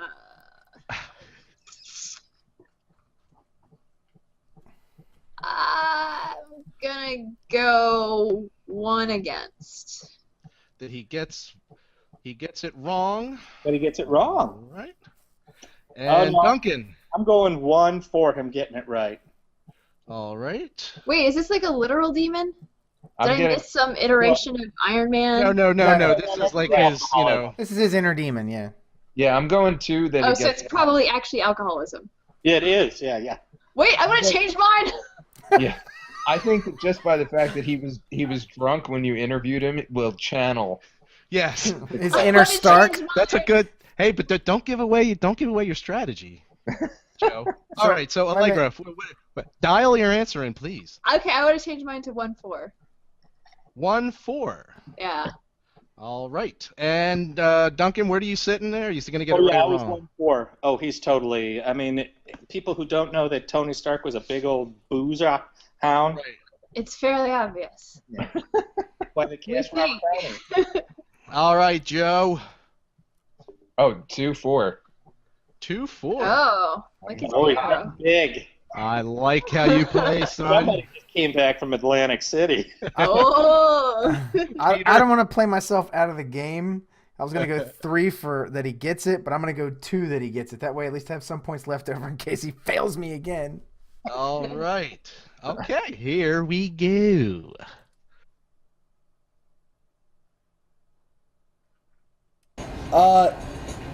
Shit. Is it alcoholism? I think it's alcoholism. It's either alcoholism or drugs. What would you like? I'm gonna say alcoholism. 'cause I'm that's gonna my say agreement. you're It's right. all your fault. Yay! Nicely done. Sweet. Finally. All right, so that's Allegra with 9, right? Yeah, no. Allegra had, 8, 9, and Duncan with 9. Joe now with 10, and Peter Joe. with 7. Coming Back on the board. Coming up the rear. As usual, buddy. Just like prison. I was really waiting for it to be like, oh well, actually there's this one issue where Tony Stark was possessed by Mephistopheles and had to like battle him, and I was like, oh god, here it goes. Don't worry. Ben I'm surprised will. you didn't say Nimbus 2000 again. He's not to disappoint. Just He goes, Howard the Duck? enjoy. Here we go. Question number 3. This is a comics question. Comics question. How did Captain Marvel die? Ooh. Ooh. All right. Allegra. Oh, whoops. He gets it right or he gets it wrong? 2 wrong. You say he gets it wrong. Yeah. And that you're betting 2. All right. Duncan. He gets it wrong. I'm just trying to know, just trying to figure out. I'm going for 3 because I'm not going to let Kelly get ahead of me. Oh, shit. Dang. Oh, shit. I hate going first. Wrong. I forgot That's the second. It's 3. cancer, right? Cancer. Yeah, it's cancer. And Joe. I'm going to go 2 wrong. All right. I just don't have full confidence, and I'm not as competitive. I don't think so. I think you're hiding something. You're what is that called when he sits back and then waits till the Rope-a-dope. last? That's exactly right. There you I'm go. rope-a-dope. Low part. And, all right, Wasn't so it killed by low sales, really? that was. I'm sorry, Joe. That was 2 for wrong or 2 for right? 2 for wrong. Wrong. All right. And Peter. All right, so I'm going to go for broke because this will either put me really on the board or kick me clean out of the game. I'm going to say 3 that he gets it wrong. All right. You're Wrong. both using your drunken friend. I'm Yes. sorry. All right.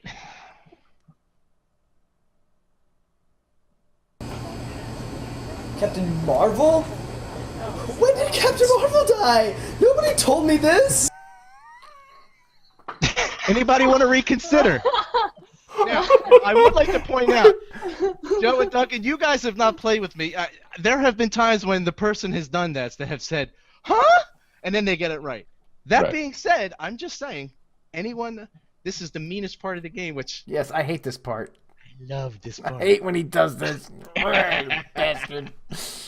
Anyone would like to reconsider? Allegra. Come on. Nope. Duncan? No, let it ride. Let it ride. Joe? I'm sticking with mine. Yeah. Peter? I'm going with the gut. All right. Go with the gut. Here we go. Oh man! Just what the card says, dude. I thought he was still alive. Nobody tells me anything. So you're saying he died of old age, or Don't know. you want to take Look, a guess? I'm sorry, Hold Billy on. Batson. Billy Batson is like what, 12? Would you like to take a guess?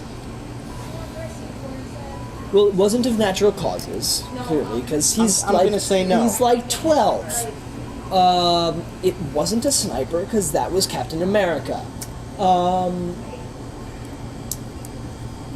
Shit. And it wasn't Heat Death of a Universe. I'm gonna say thrown into the sun, I guess? I don't know. Cancer. Really? You're kidding. I'll give you a moment. Okay, wrong Captain America there, Oh, Chief. that's good stuff. So distraught. Whoa, shit. Hey, what are you doing? What are you doing? Sorry. Oh my god. He Wrong- was so sad. Wrong Captain Marvel there, I think. Well, actually, it's also pronounced Captain Marvel. Yeah, that's true. Yeah. Hey, Rouleau. Who's the goop? All right, so that was Allegra 2 for wrong. That's 9, 10, 11. That is Duncan with 3 that he gets wrong. That's 9, 10, 11, 12. Joe at 12. And Pete still in the games at 10. It's anybody's game still. Falling behind. And, yeah. Here we go. Question number 4. Captain Lone Star ship, the Eagle 5, is actually a modified what?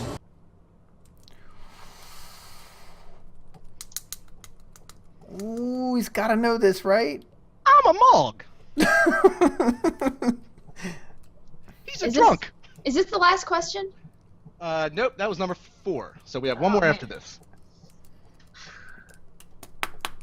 He looked stunned to me. Like you hit him with that question.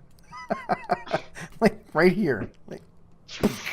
All Okay, right, I'm gonna- Allegra. I'm gonna go 2 for wrong because this tactic has not failed me so far. it hasn't succeeded spectacularly either. Come on, do you know the expression, even the sun shines on a dog's ass some days? Even a blind squirrel gets a nut once in a while. That's right. He's wearing that cap, though. Let's see. Allegra, you said 2 for wrong? Sure. All right. Duncan. Oh, man. Because I don't know the answer to this. Whoa, you're not a Spaceballs fan? Yeah. Surrounded by assholes. That's a Spaceballs reference, just in case. Yeah. I think he knew that. I'm just making sure. I didn't actually, because I missed. That he didn't know it. You said he does not know it. And how many? 3. 3. Always gotta one up. Wrong for 3. Joey. When you started the question, did you mention Spaceballs or not? I do not believe so, no. It just... He's not gonna get it. Then I'm saying 2 for no. 2 Team for no! Yes. We're very negative. So Mike, there's Guys only get nothing. there's only one way I can win this game. Where I am, I'm gonna go 3 yes because it's the only way that I can possibly pull it out in this last question. And you're saying he gets it right for 3. Yeah, there's one more question, isn't there? Hate Yeah, there is one more question. There is one more question. Fuck Yes. it. Whatever. I'll... That's right. The walls of the wall, baby. Yeah. I'll...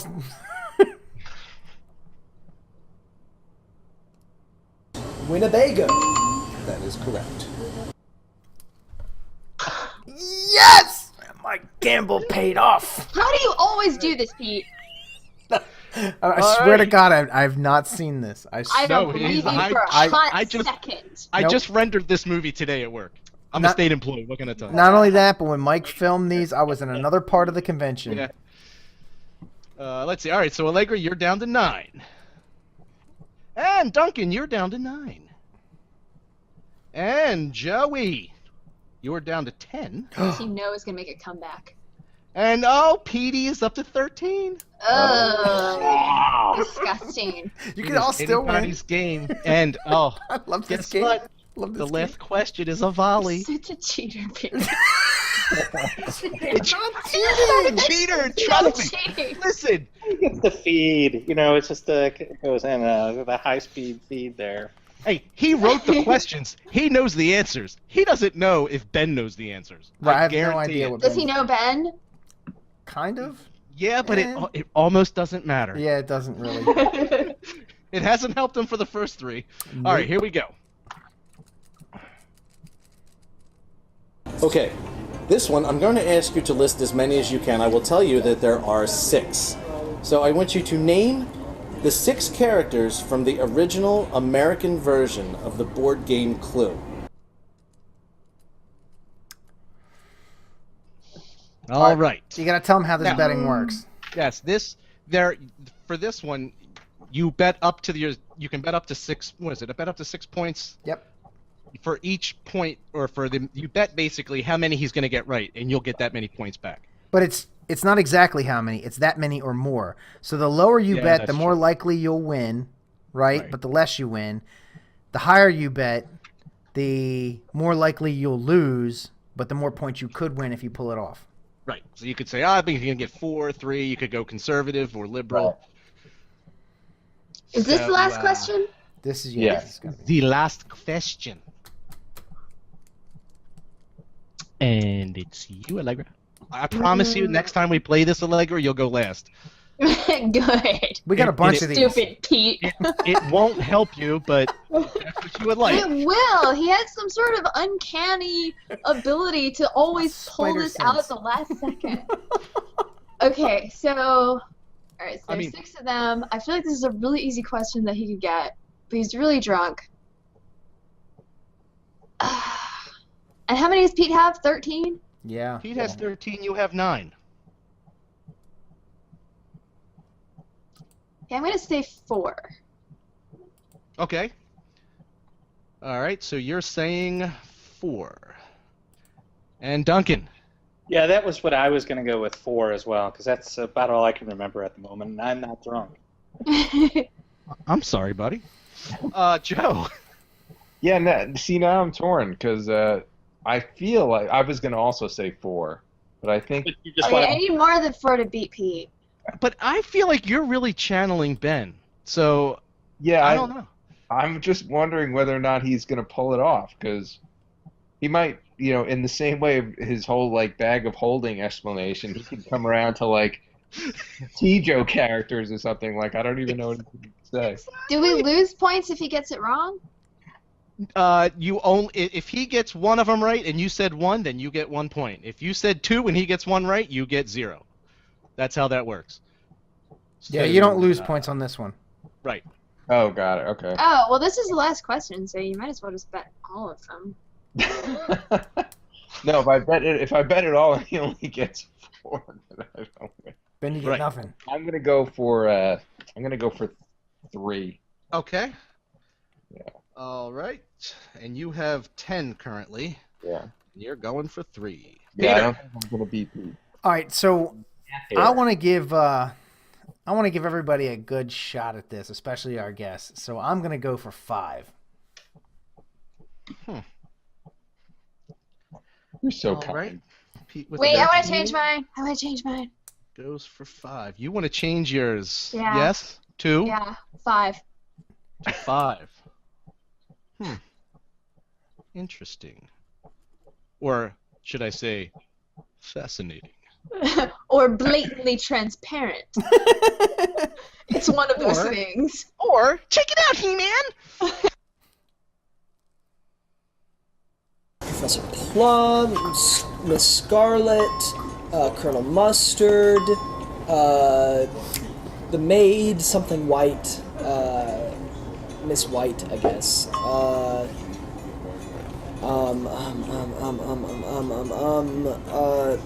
The green one. Plum, Scarlet, Mustard, white, green, One more. blue. Someone blue. I will give you 5 because you're nowhere near Miss Peacock. Miss Peacock. I was so off with Mrs. everything. Actually. Mrs. Peacock. Actually. So, that was Okay. 5. Wow. Here- Okay. I don't think green one counts. It was Mr. Green. It counts. It's called a green one. Green one with the kind of candlestick. The blue one, the red one, the green one. Yeah, come on. That's kind of like Power Rangers. Are you naming characters or M&Ms? Power Rangers, maybe. I didn't beat Pete. And I'll form the head. With a wrench in the Where the library. Colors and Alliance for the Voltron. All right, let's see. Peter, you win with 18. That tied with Allegra for 14, and then Duncan and Joe bring up the. Oh God, I thought, oh, they're gonna totally kick ass. But that is just like the wondrous thing about this game. Now, I love this game. There is the slight bonus.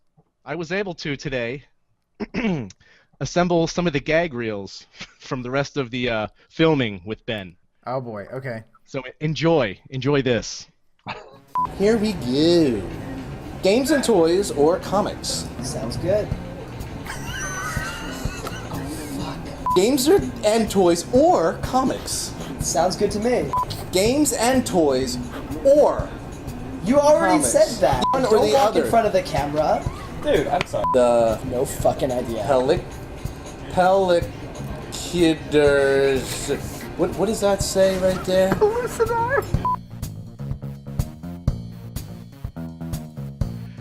Yeah. So this is based on a game that Pete actually invented called Cube of Death. So there's a plug there for him. And yeah. And I even gave Creative Commons rights to the guy who did the music here. So go me. Nice. All right. Cool. Very nice. Very nice. Good job. Thank you. Thank you. We worked really hard on this one. This is that particular game is a lot of work, but it's like I think it's one of the most fun. Yeah, when we were at Balticon, we set up a camera station where I just funneled people into the room and Mike interviewed them, and some of them are semi-celebrities. We got a writer, Scott Sigler. He's coming up eventually at some point. And You guys know Scott Sigler? You ever heard of him? What has he written? Contagious. So mean. Ancestor. Well, no, he's not really huge yet. So that's not. No, because sometimes I There know we go, people. yeah, I know not the yet. names, but I don't know the name. We knew him first. Yeah, he just finished a novel, a podcast novel that he's doing. He podcasts all his novels, but he also releases them in hardback, and he is I think he's with Crown Publishing. Yeah. He was one of the first people to podcast novels, and Yeah, he serializes his stuff for free. And then when Crown picked him up, he made them agree to the deal that he could still podcast all his stuff, and they were like, "You're going to give away the novel for free that we're going to sell."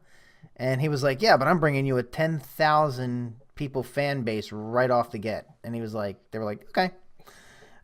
So yeah, he just finished up Nocturnal, which is his latest book out, which is optioned for a movie. It's or been a optioned TV show, been optioned for a TV show, cool. which we'll see. You never know. You guys, I'm sure you guys are quite familiar with things being optioned and not going anywhere. Yeah. And he's writing. Robot? What's that? Does it have a squishy robot? That's what we're into now. Right. Writing Bibles and going to hell, right? Yeah. So anyway, him and I don't know, a couple of the people, Pamela Gay, who's like oh no, we didn't get Pamela, did we? Our camera died on that one, yeah. No, I'll get her. Okay. But yeah, we have Scott, and there's a lot of people that we have, and Scott's gonna be next. I'm gonna edit his stuff next. Okay, but it's a good show. It's funny. So it's one of our games. I thought it would have been. I would have been more apropos if Duncan and Joe both ended up with 10 points each. Oh, I get it, 10. I see what you said. What you did there. See what I did there? Because 6.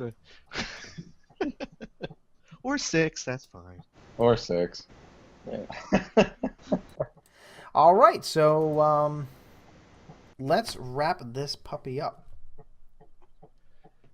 Well, wait. Is there anything? I guess we are. Well, we're at 11. Yeah. Yeah, it's getting kind of late. We might actually get done before midnight. Yeah, there we go. And Brian's not here. Brian normally does our news segment, but we're gonna. You guys have anything geek news related? Have you guys heard anything new today, or just? Oh my God! I can't believe such and such, this and thus and that. Other than the you were on the MythWits. Well, there's no Iron Man 4. Well, no Robert Downey Jr. Right. And we all saw the Paul Bettany Vision today. Yes. Yep. Oh, I missed that actually. It looks like the Vision. Looks like the classic. Looks That's good. good. Yeah. Walking Dead is coming. Oh, the trailer's out for it too. I don't know if you guys are Walking Dead fans, but the trailer looked badass.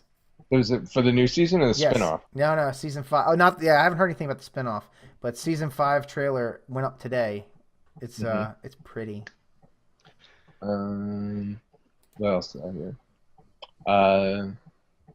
I'm trying to make something up, and I'm just too Okay, tired. that's fine. No, that's fine. So, I mean, Pete, since we usually go 2 hours, and I'm not going to hold Duncan or Joe to stay for 2 hours if they don't want, but we still have a little bit of time. We could talk, I mean, between Allegra, you and I, we could talk about Dragon Con a little bit. We haven't talked about that since we got back last week. No. Now that we finally recovered a week later. Now that we've spent more time with Allegra here online than we ever got to see her at Dragon Con. You guys were always in the Hilton. It was like, oh, we're in the Hilton. Come over here. Oh, okay, yeah. Let me hike like 5 blocks in my heels. All right. Okay, so we go to the Hyatt, and it's like, yeah, where are you? Oh, we're standing next to the wall. Oh, okay, no. You guys don't get to do that because Pete was like, oh, we're at the Pulse. We're at the Pulse. Yeah. Go over and stand at the Pulse. I'm just looking around. No, Where's you're in Pete? the There's no loft. Pete. Right. Yeah, you're in the Pulse loft. You were staring down at us, giving us the wrong direction, so we could just like wander up and be like, "Where's Pete? I don't know." All right, so we're going down the Dragon Con path. We want to let these guys go. Have you guys been to Dragon Con? Yeah, have you ever been to Dragon Con? No, yeah. That's the one I really want to get to. That's supposed to be the biggest and best cosplay one in the. On the East Coast for sure. It's good, and they have the art room, so probably where you guys would probably do your best work there. They have a big art case for comic book artists. It's very well done. So like the tables in there, they have like an artist alley. It is very, very well done. Mike, we went in there I think on Sunday, and they give those guys a nice setup. They'll put you up for signings and all kinds of stuff. So if you ever want to go out that way, I think it would be a good let us know. Yeah, we'll definitely ride your coattails. Tom Trainer is Tom Trainer one of the guys for Dragon Con? Tom Trainer. I don't know. Why does it sound familiar? Because you want it to sound familiar? I don't know. It does sound familiar, but I don't know. It's alliteration, and all names in comic books are alliterations. Okay. We are going to be at the Long Beach Comic Con, all 4 of us. Oh, yeah? Yep. In 2 weeks, I think. That's news. Okay. Yeah. So that's. And I will be at the New York Comic Con. Which is coming When is that? In October. Yeah, 21st, 22nd, 23rd, something like that. Jeez, cool. Con season is just like from October to October now, isn't it? Yeah. Basically. Yeah, it used to be the winter would drive the nerds into hibernation, but not anymore. No. No. Although I was at that first New York Con when they finally, when they started this new one, and they used to have them in February, and so I mean it was really bitterly cold. Oh yeah. And that first year, I don't know. And we never took cabs. They had so many people that the fire marshal shut them down. Right. And so you had literally like 10,000 people outside, in, 30 degrees, maybe 40. Hoping they could get in, and they were totally. Oh. We hear every year, and this was 2 years ago. We heard from someone fairly reliable that they were saying that if the actual numbers for Dragon Con for entrance into any of the hotels at any one time were to ever really be revealed, if the actual number were to be revealed, they would be shut down. Mm-hmm. I think that's true for probably San Diego as well. It has to be true for San Diego from what it sounds like. I would think so. Oh yeah. Part of the convention doesn't even happen in the convention hall anymore. Right. Actually, probably a third of it doesn't happen in the convention hall. Yeah. Well, I could tell you when we got trapped in that hall, which we don't take the skywalks anymore, but we got trapped in one of the skywalks for like 20 minutes, and I was actually getting a little freaked out because I was thinking, if a fire or something breaks out, we're dead. I mean, that's it. We're dead. We'll not be able to get out of here. We'll either get trampled or die from smoke inhalation. There's no way out. And like you push the cosplayers, like the bulkier cosplayers over, and then just Go. They're less mobile. They're less mobile. They're less able to defend themselves. Some of them can't even see. That's your way out. No, but the awful irony is that you're surrounded by superheroes and nobody would save you. Yeah, that's the ultimate irony. You're absolutely right. I was thinking that if a meteorite hit, and 3,000 years from now, that's like the only thing that they do an excavation and they dig up one of the things, and it's at a convention hall, and they're like, "What kind of culture were these people?"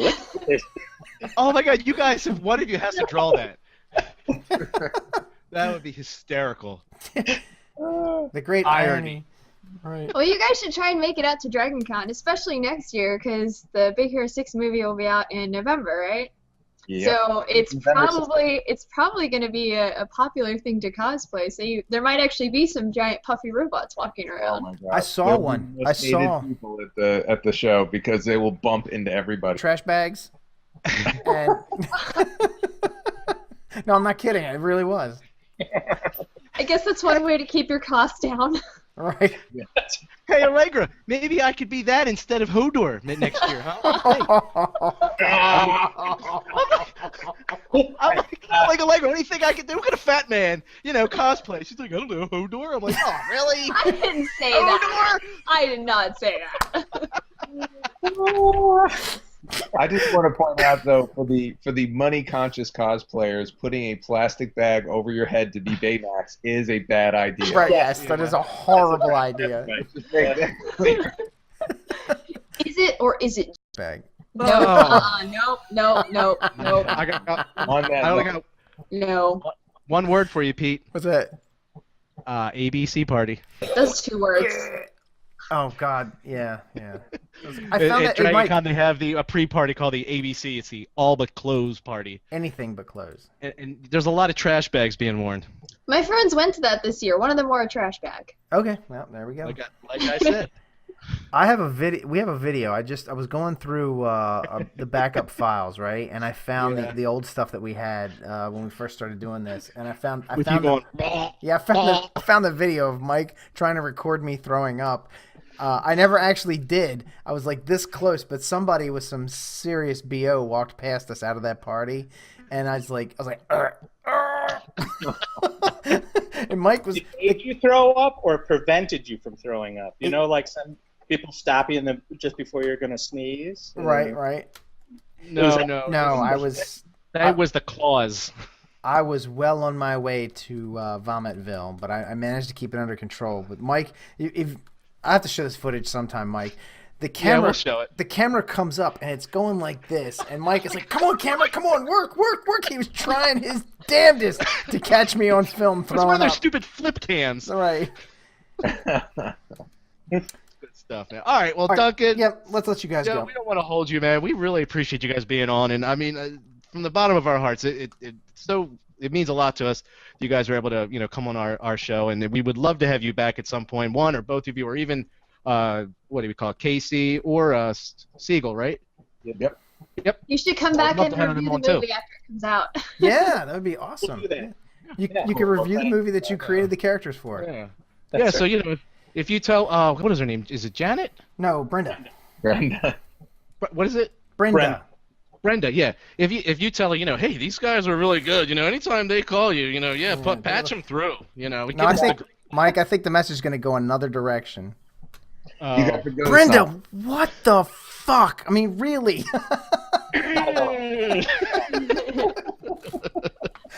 But also, I'll remember from this night. I'll remember rum, urine. Yes. Trash bag costumes of vomit. This is a really classy joint. Right. Okay. Then you have truly lived our show. Right. You survived the MythWits. Oh, we should get those T-shirts made, right? Right. Oh, that would be cute. Yep. And then complimentary bottles of car spritzer, like car freshener that smell like rum. Yeah. Yeah. Oh, well, They're not actually rum. You can't drink it. Drenched rum. Well, that's right. With a little bit of our urine. No. Oh. I actually had the idea for It's like the dense smell of Atlanta in the summer. Oh. I had the idea for Con Funkaway. That was an idea I had for we could market for spray. But I mean, other people do that. It's But, called Febreze. Yeah. Yeah. Oh, deodorant, really. Yeah, you'd be surprised. Con goers, 4 out of 5 You con wouldn't be goers. surprised. Nope. Mm-mm. I'm sure that you guys have seen this before, but I will leave you with this final con image. There was a guy that used to show up at San Diego. Duncan and I used to love watching this guy. He was Optimus Prime, but all his costume was made out of a cardboard box and crepe paper on the outside. Right. And from day to day, you would just watch as Optimus. He looked awesome, actually. He's a big, tall guy. On Thursday, he looked And great. on Thursday, and then each day he would just start to melt. Would just get squishy and soft and dripping pieces of crepe paper, and so you could just watch the slow decay of Optimus Prime. Oh no! It's so tragic. It was beautiful, though. It was a that's living awesome. piece of art. It was like Like a watching. performance art, yeah. Yeah. Ah. Great performance art. It was the death of Optimus Prime, but stretched out of. Now, the only thing that would make that awesome is, was he a drinker? I mean, was he just like walking around drunk, losing pieces and stuff? That would be awesome. No, Yeah. I wish he had a guy behind him. No, that was the one in Canada, where the person, because I'm not quite sure I could Identify as sex. had those kind of huge high heels, but they were like a cross between a Croc and a high heel, and they couldn't bend their knees because the shoes would fall off, and they were so high up, so they just shuffled along, and he just did a circle of the convention hall all day long, just Oh my shuffling. God. It was another piece of performance art. Yep. Oh my God! I bet My Allegra favorite has is the seen. ones that have the not digigrade legs, but they're kind of like the springy, like still. yeah. Right, those grasshopper. And they can't stand still for any reason. Right. So like you try to get a picture with them, and they're just like. The whole time. What a workout, though, huh? I know. I like I a don't know how costume that people do will it. kill you if you stop moving. That's a very. It's like a requirement. Right? Motivation. Yeah. But just imagine like getting up like the second day of the con or the second or third day of the con, and you're hungover, and then you have to go bounce around in this thing for 6 hours or until you fall over and die. There's this one anorexic guy every year who goes as an alien, and I mean, I don't know how there's a human inside this costume. Remember, you know what I mean, Pete? Oh You yeah, saw yeah. him. No, he looks awesome. It's like a perfect yeah, alien. You could like wrap your it's like his waist is like this. Is he the one who has the red collar? Yes. Yes. Yes. Abe! I love yep. that guy! Yep. He's so nice We and get a- really dedicated to that costume. It's We get Yes. a picture with him every year. This year I did a selfie with him. And was it 2 years ago, Mike, there's a picture of Mike holding his head, kissing his head. It was awesome. It's a great picture. All right, so we gotta Yep. let these guys go, All right, right? this time we're ready. Must we? Yeah, yes, we Yeah. do. All right, guys, thanks for coming on. Awesome, Yep. awesome. Tell Brenda I said thank you very much for all her hard work. I Yep. really appreciate it. She was super awesome. We And will. hopefully Thank we'll you guys. talk to you Thank guys you soon, so all right? much. It was great to meet you all. Okay, Awesome. good meeting you. Have a good Take night. care. Thanks. You too. Keep up Bye-bye. the good work. Thank you. You too. All right, guys. Do we want to wrap Dragon Con up real quick at all, or do we want to just get the hell out of here? The old lady's been kind of sweet on me tonight, so I'd leave a little early. It's fine with me. Oh God. Talking about Dragon. Who do we have on next week? Wait a minute. Oh, hey, so I got some news. So for work, this is really horrible. I have to go to Germany next week for work. Oh God. Oh, shit. poor Yeah, What happened? baby. It's terrible. It's terrible. So I'm not going to be here Monday. I'm not going to be on the show Monday. So I don't think we'll have a show next week. Well, what do we need to do? I mean, is it something? I might be. We might. Let's get in touch. If I can get Mike or Brian or Allegra, if you want to do it, I don't know. Your connection's not reliable. Yeah, no, not me. Okay. Not me. Get you No, hooked I up. was saying if you need me to ride up to your house and do the show from there. You could. You could if you want to. I mean, if you trust me with Well, your. I do. I don't care. We'll try and figure it out. Okay, we'll figure it out. But as of this moment, I'm going to be in another country 5 hours in the other direction. So I won't even really be able to get on because it's going to be like 4 o'clock in the morning there, and I actually have to work. So You'll be just getting in from drinking where Wiener Schnitzel. Yeah, dude. come on. That's like 8 o'clock at Dragon Con. dude, I gotta Let's go, work. Pete. I'm going to Germany to work. I have to work. So yeah. Are you gonna bring us souvenirs? I can. I need a beer wench costume. You need a beer. Oh, you need a dirndl is what it is. Oh, a dirndl? A dirndl is what it's called. Dirndl. The woman St. Pauli girl outfit thing. Yeah. Yeah, it's called a dirndl. Check I out need a the dirndl. brain on Pete. Look Yeah. at you. This is why they're sending him to Germany. Yes. Yeah. He knows yeah. all the important words. Das is good. He's already been there, so he's cheating. He already knew. Yeah. This is gonna be my 4th trip to Germany. Oh wow, I'm jealous. Yeah, it's fun. It's cool, but I mean, we do go. I am working, so we do manage to like get away. So I'm going to try and sneak out one day and go to Prague if we can finish up early. Prague is lovely. Yeah, I've never been. I heard it's awesome. So. Absolutely gorgeous. Oh, so you've been? My sister spent a semester over there. Okay, cool. So yeah. And so my whole family went without me. Oh. Well, Jeez. maybe I shouldn't say. I'm not. A lot of worms you ate that summer, huh?